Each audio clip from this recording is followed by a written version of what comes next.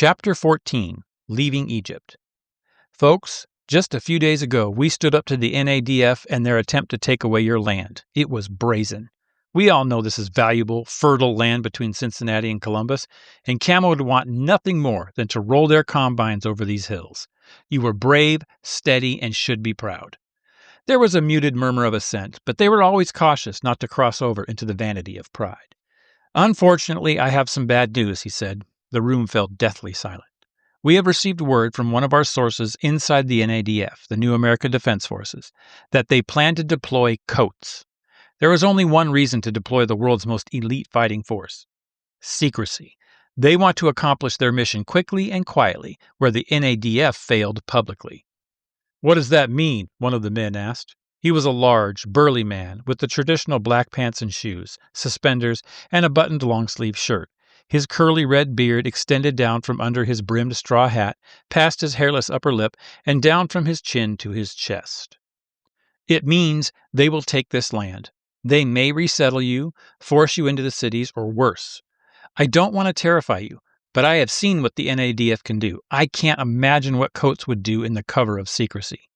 "Do we know these troops are coming for sure?" the burly man asked. "No. Honestly, I only have confirmation that they are deploying domestically, not far from Washington, D.C. "They may not be coming at all," Jude admitted. "If they are coming, however, they'll be here before you see them coming, and they'll execute their plan before you know they arrived. Do you want to wait for them to come to your door in the middle of the night? Do you want to hope on the lives of your wives and children that they will let you leave together, that they will let you live at all?" The murmurs grew tense, with husbands and wives exchanging glances, words, denials, and resignations. Jude could sense they were still trying to grasp the impending flood. "I'm not your leader, but I am your friend. I advise you all to pack what you can carry and find your way to any other community where you have family or some connection. When my brother disappeared, all that was left was a patch of blackened earth. I'm afraid that's all that may be left of Chillicothe in about 3 days. Here are some insights. For context, since that was just a passage, you really need to read chapter 13 and 14. They kind of go together. Basically, Jude helped them stake out land at the Chillicothe SAC that Camo was threatening to take over. And when the NADF showed up, there was a confrontation between the Sparrows and the NADF. I don't want to give too much away, but let's just say the Sparrows won that round with some kind of tricky legal maneuvering. But clearly, they were targeted, and the government was planning on taking over that SAC, and they kind of were not able to, at least the way they wanted to.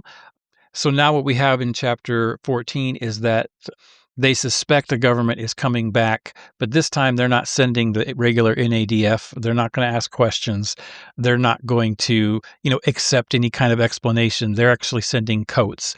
COATS stands for Critical Operations and Tactical Services. Basically, they want to send the special forces to come in under the cover of night or some kind of secrecy, and they basically want them to accomplish the mission that the NADF was not able to do. And the mission, of course, is to take over the SAC and take over the land. Basically, they want to do it illegally, but they want to do it in secret so that there's not any kind of a public backlash. Again, I'm going to let you read chapter 14 to see what happens. I don't want to give it away, but it's a situation where the Sparrows luckily got kind of a heads up, and they're like, you know what, if it comes to a military confrontation, we're not fighters. We're not going to do that, and we're not going to tell a SAC to sit and resist the military, because that could just end up with a mass casualty event. And their whole point is to save lives and to help people. And they're not about to set up a SAC for a confrontation with the military and then have people get killed. So that leads us to this question. How do you know when to fight? When do you know to run? The Sparrows fought the first confrontation, but now they're anticipating a second confrontation and they're advising them to run. What's the difference?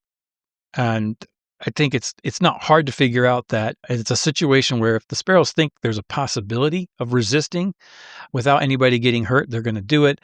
But if there's a possibility of violence, they're not about to put people's lives in danger, and that's kind of a hard line for them. And again, I don't want to give away what happens in chapter 14, but if they do end up with a situation that they're anticipating, if the military comes secretly to kind of take over the SAC and get rid of anybody that might be there, Would you consider the Sparrows successful if they helped evacuate the SAC?